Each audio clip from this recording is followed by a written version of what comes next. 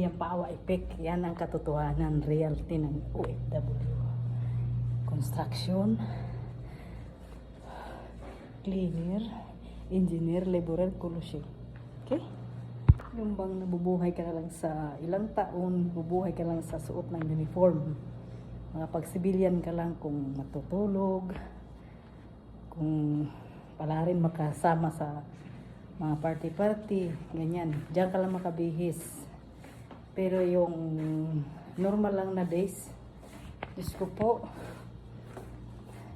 uniform sa ilang taon. Kaya yung mga damit namin, kaya kayo mga OFW, na papunta pa lang dito mga first timer lalo na. Huwag yung magdala marami yung damit. Dala lang kayo ng dalawa. Ako dalawa lang talaga tuwing biyahe ko, dalawa lang damit ko. Hindi ako nagbibit-bit ng marami. Diyos ko, pagod-pagod lang yan. Kasi pagdating dito sa trabaho mo, yun lang, uniform lang talaga. Kahit saan ka pa magtrabaho, uniform lang. Ma-hospital, ma-salon, mga wala lang street sweeper dito na babae, karamihan lalaki lang. Kung ano man ang trabaho mo, always wearing uniform. So, useless magbit-bit ka ng maraming damit. Tingnan mo yung damit na tingga. Ako kahit dalawa lang ang inuwi ko dito na damit.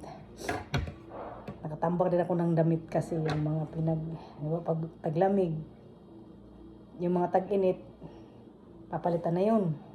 Ipamigay na yun, mga tag-init nilang uniform.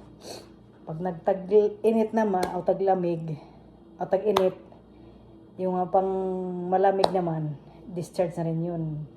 Pinipilit nila yun. Siyempre, bago mapunta nun sa iba, sabi naman ng amo ko, kuha ka muna ng gusto mo.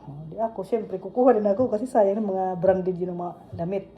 So, useless ka magbitbit ng maraming damit papunta rito. Kaya advice ko sa inyo guys, mga first timer lalo na, huwag kayo magdami ng damit.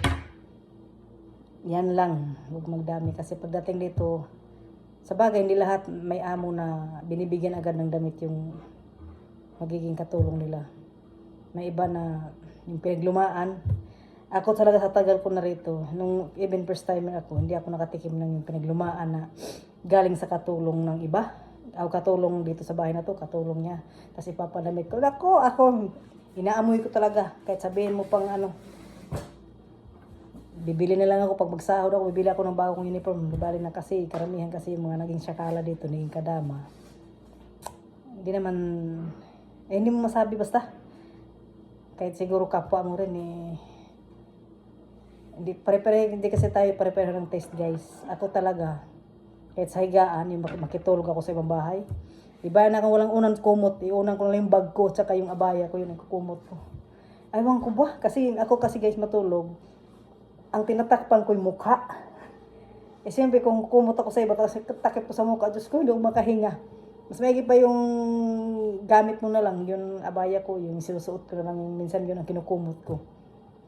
Tapos meron man yung doon sa kabilang amo, yung sa kapatid ng amo ko, yun. Medyo tsansa ko pa yung amoy kasi nilalaban nila yung bago talaga nagpapalit sila ng bedsheet kasi minsan talaga ewan ko ba namamahay din yung katawan ko tsaka yung namamahay pating alaga ko nagkatulog sa iba.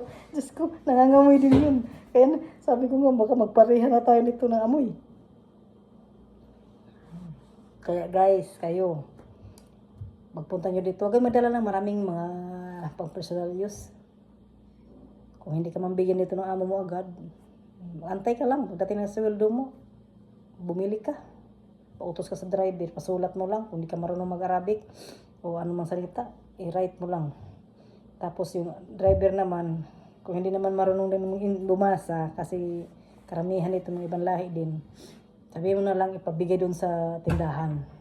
Huwag ka na magtyaga magbasa, baka magka-nosebleed ka. Pagod guys, galaw sa labas, mainit. Mahinakot akong online box. Grabe, bigat. Bye-bye.